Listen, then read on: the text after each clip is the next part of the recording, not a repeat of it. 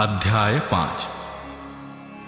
जो सिंहासन पर बैठा था, मैंने उसके दाहिने हाथ में एक पुस्तक देखी जो भीतर और बाहर लिखी हुई थी और वो 7 मोहर लगाकर बंद की गई थी।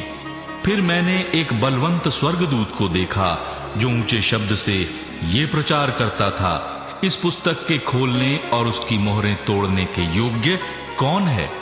परंतु न स्वर्ग में, न पृथ्वी पर, न पृथ्वी के नीचे कोई उस पुस्तक को खोलने या उस पर दृष्टि डालने के योग्य निकला। तब मैं फूट फूट कर रोने लगा, क्योंकि उस पुस्तक के खोलने या उस पर दृष्टि डालने के योग्य कोई न मिला। इस पर उन प्राचीनों में से एक ने मुझसे कहा, मत रो, देख, यहूदा के गोत्र का वो सिंह जो दाऊद का मूल है, उस पुस्तक को खोलने और उसकी 7 मोहरें तोड़ने के लिए जयवंत हुआ है।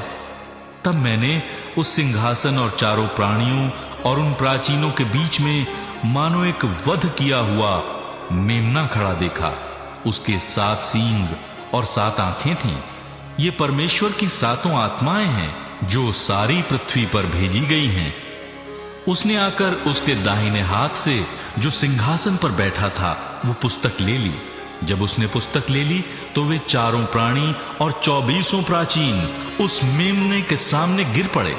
उनमें से हर एक के हाथ में वीणा और धूप, जो पवित्र लोगों की प्रार्थनाएं हैं, से भरे हुए सोने के कटोरे थे।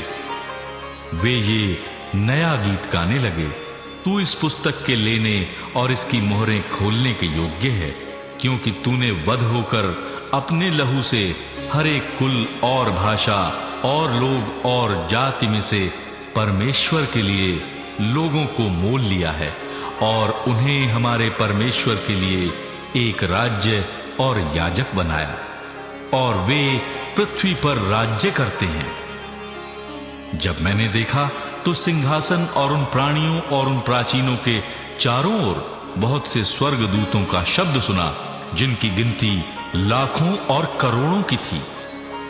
और वे ऊंचे शब्द से कहते थे, वध किया हुआ मेमना ही सामर्थ्य और धन और ज्ञान और शक्ति और आदर और महिमा और धन्यवाद के योग्य है।